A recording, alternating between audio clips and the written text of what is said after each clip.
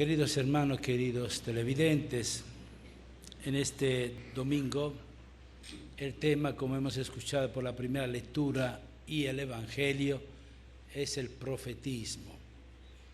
Hemos celebrado en la Navidad la encarnación de Jesús, Hijo de Dios, que Juan en el capítulo primero nos presenta como palabra hecha carne. El verbo, la palabra, se hizo carne y acampó entre nosotros. Esta palabra, lógicamente, es una expresión que nos recuerda que Dios en Cristo se manifiesta a través de Él mismo, que se vuelve el Dios visible, el rostro de Dios, la palabra de Dios que vamos a escuchar. Pero antiguamente, como dice la misma carta a los hebreos, nos habló por medio de los profetas, pero al final llega el verdadero, diríamos el único profeta, aquel que con toda autoridad puede hablar en nombre de Dios, porque profeta, hermanos, no es aquel que preanuncia el futuro, que ve el futuro, lo hace a veces, pero fundamentalmente el concepto de profeta significa aquel que habla en nombre de Dios. Las características del profeta son, primero, que es llamado, tiene que ser llamado. Aquí lo escuchamos en la primera lectura del profeta Jeremías. Se me dirigió la palabra, Dios que se dirige. Desde antes de formarte en el seno materno te conozco, desde antes que naciera te consagré como profeta de las naciones.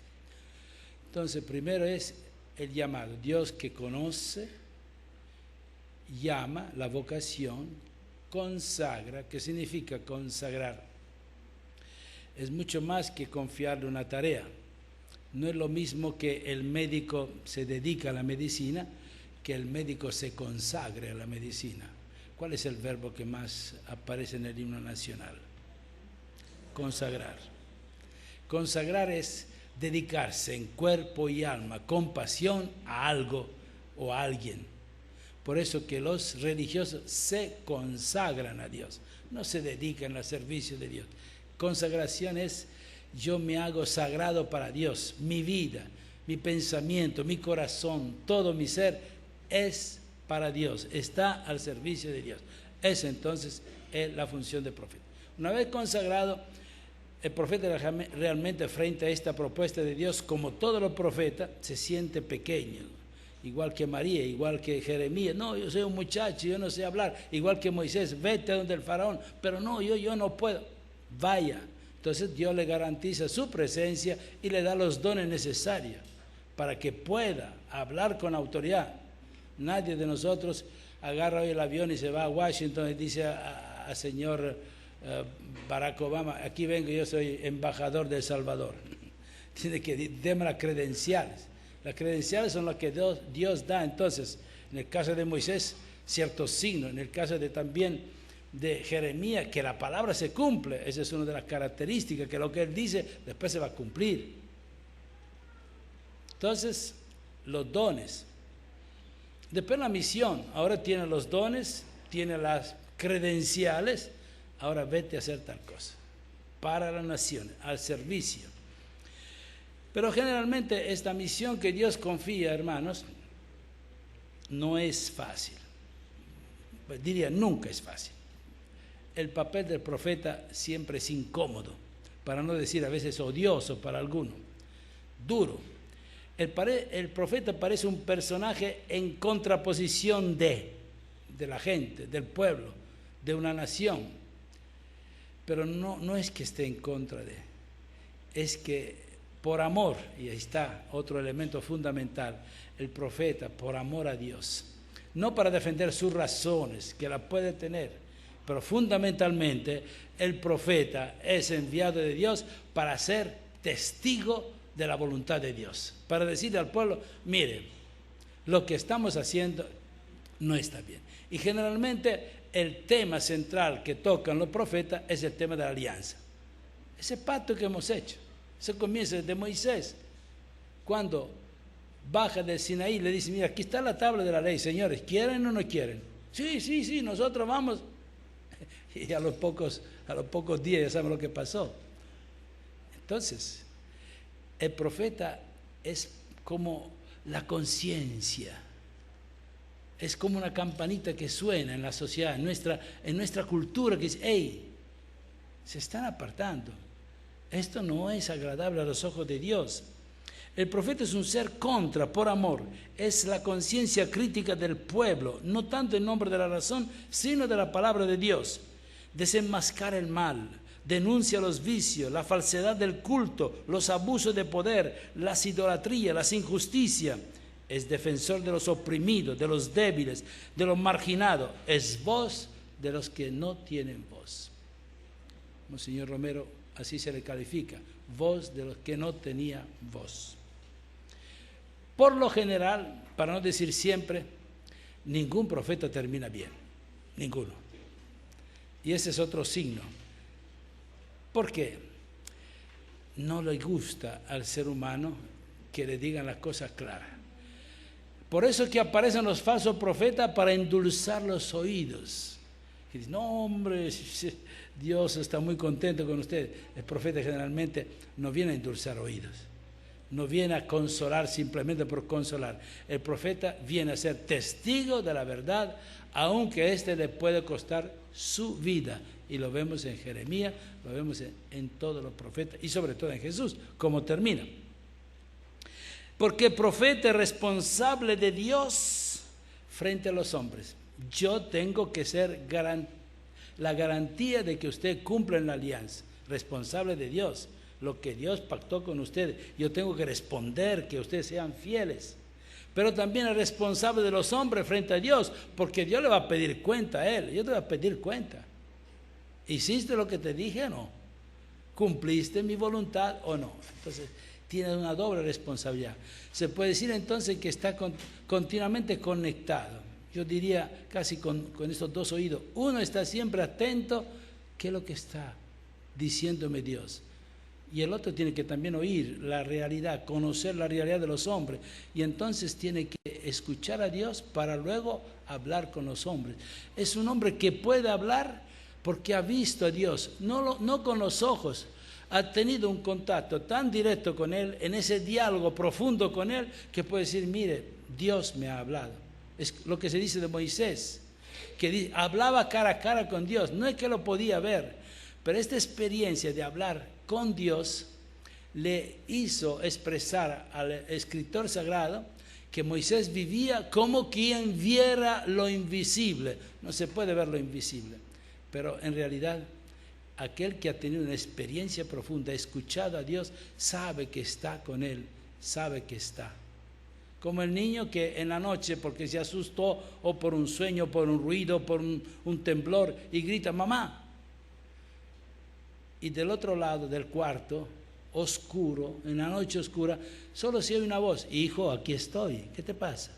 Ya estuvo, el niño se calmó, no vio nada, no vio a su mamá, pero esa voz es suficiente, ella está aquí. El profeta vive esa experiencia. Dios está aquí, Dios me está hablando y tengo que transmitir su mensaje.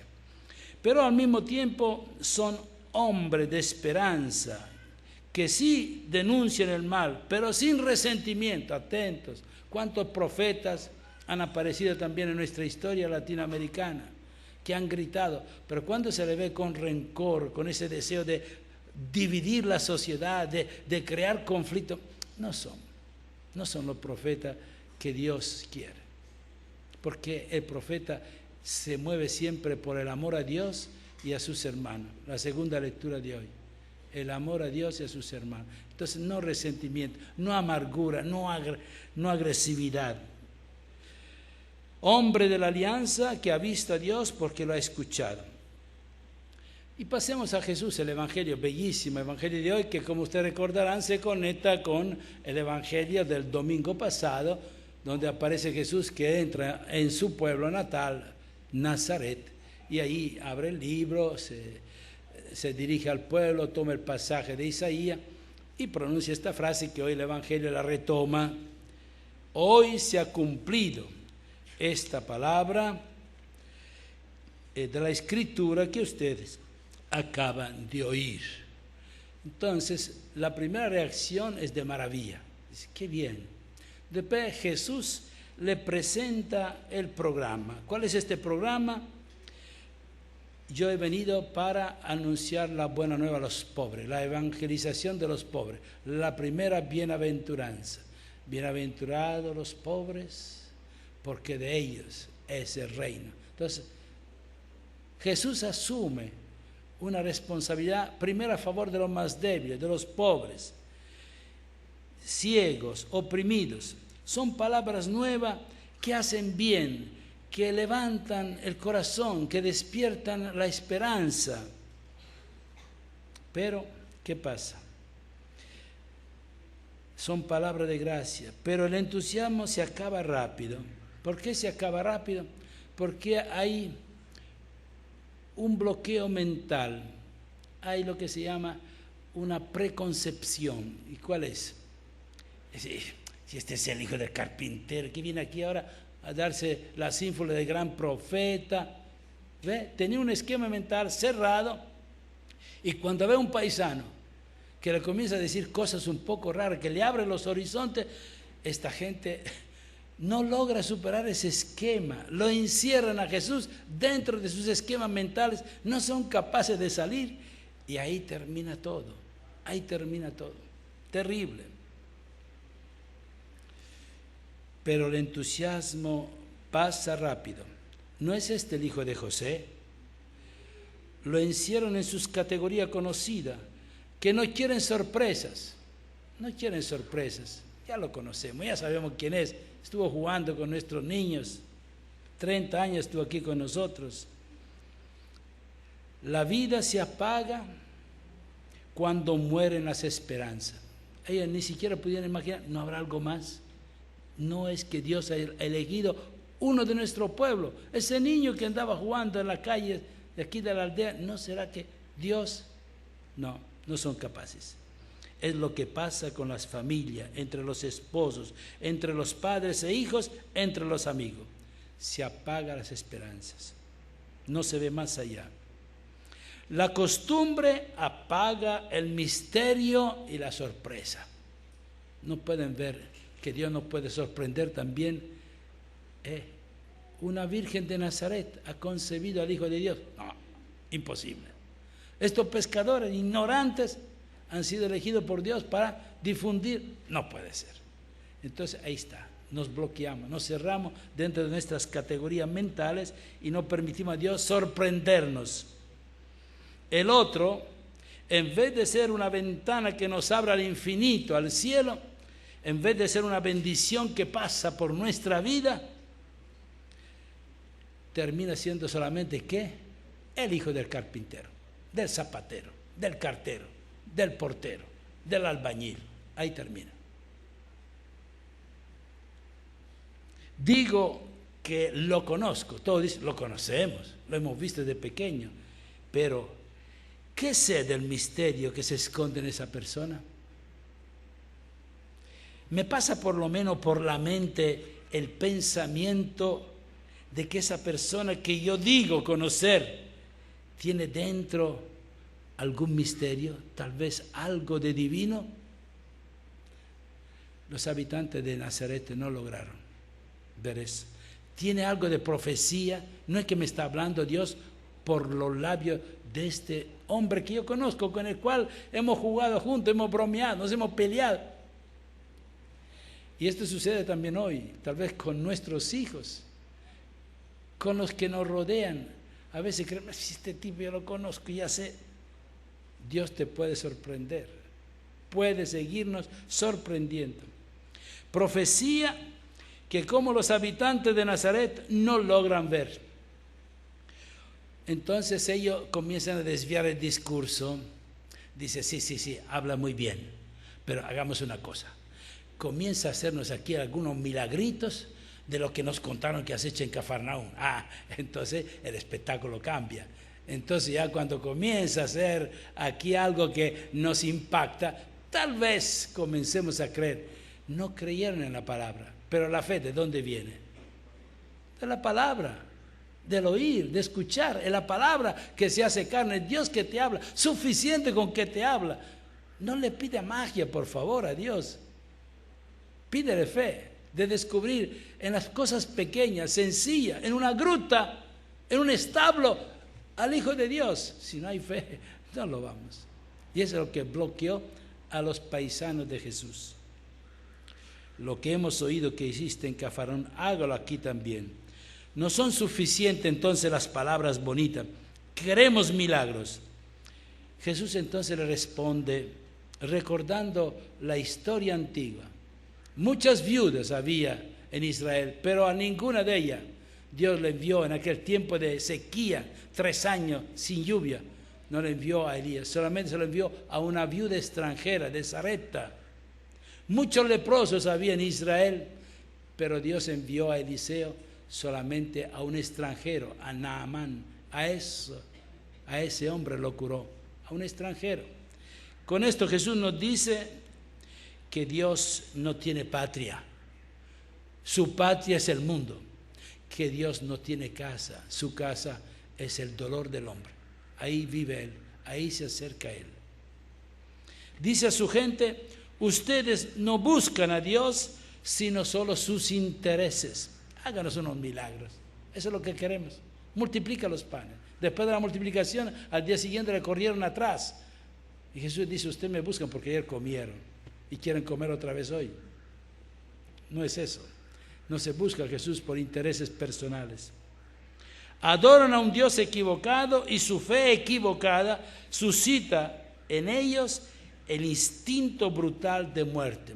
Que quieren matar a Jesús, pero fíjese, él dice aquí, San Lucas, pasa en medio de ellos y se va por su camino. Aquí dice, lo traduce, se alejó de ahí, pero la traducción más correcta, se va por su camino, es importante. Analicemos solamente esta última parte. Jesús no huye, no se esconde, no se rinde, sino que pasa en medio de ellos. Tratemos de imaginar esa escena. Esa gente enfurecida que lo va empujando, que lo quiere desbarrancar. Y todo el mundo está esperando, pobrecito, ya lo van a matar. Ahí se acabó Jesús. A un cierto punto cambia la escena y queda el suspense. Jesús se encaró y comenzó a caminar en medio de ellos. Se enfrenta a la turba enfurecida, encara la violencia y se va tranquilo, dice, por su camino. Interesante, la sorpresa de Dios. El camino por el cual va Jesús es su ideal. Nadie lo puede impedir, nadie lo puede frenar en ese camino. Dios lo ha enviado para cumplir, para anunciar la palabra. Por una Nazaret que se cierra, 100 otras aldeas se le abren sus puertas y el corazón. Entonces Jesús va por su camino a buscar aldeas, hombres y corazones que están dispuestos a escuchar esa palabra, que tienen fe en esa palabra y que están dispuestos a creer en Él. Porque se puede obstaculizar la profecía, se puede tratar de detener la palabra, pero no se le puede matar. Y esta es la gran verdad. A la palabra nadie la puede matar. La verdad nadie la puede destruir. La podrán obstaculizar, podrán calumniar a una persona, podrán decir cualquier cosa, pero seguirá avanzando.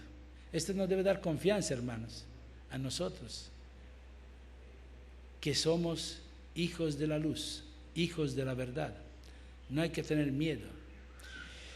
Hoy también hay místicos, profetas, soñadores valientes. Lo que faltan hoy son los oyentes. Hay gente que no quiere oír. Escuchen ustedes, tómense el tiempo. No solo lean los periódicos, de vez en cuando dedíquense a leer algún discurso del Papa. Lean la palabra que nos viene de los pastores. Pero el problema es que a veces damos más credibilidad a veces a los medios que credibilidad a la palabra de Dios, a los profetas y a los místicos de hoy. No hay oyentes, somos como los de Nazaret. Faltamos nosotros que no sabemos ver el infinito que se extiende detrás de la esquina de nuestra aldea, el misterio que se esconde en nuestra casa. Bien, y a todo esto, para cerrar, quisiera solamente recordarle que cuando nos bautizaron, ninguno lo recuerda, porque si fueron bautizados chiquitos como yo, difícil, pero sí llevaron a sus hijos a bautizar, o algún ahijadito, o algún familiar.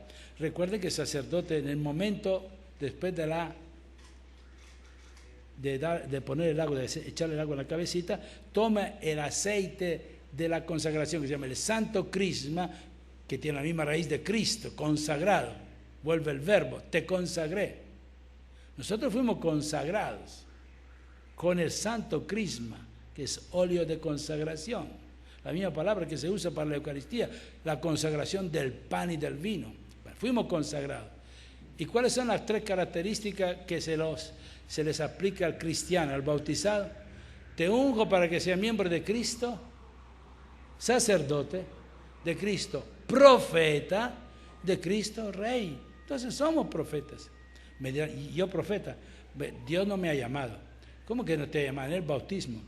¿Y cómo voy a ejercitar? Ahora me voy aquí al Parque Central. No, vaya a hablar a sus hijos. ¿Cuántas veces nosotros como padres, yo como educador, tengo que reconocer y pedir perdón a Dios? No he tenido el valor de decir las cosas claras al muchacho. No le he llamado, mira hijo, esto está mal. No, que si le digo después si lo castigo. No se trata de castigar, se trata de hablar. Y no con rencor, no con el hígado, es con el corazón. Don Bosco, perdón el que cita a mi padre, decía, con dulzura y con firmeza. Ese es el papel del profeta. Hermanos, ya dejémonos de cuentos. Si queremos educar a las nuevas generaciones, dulzura y firmeza.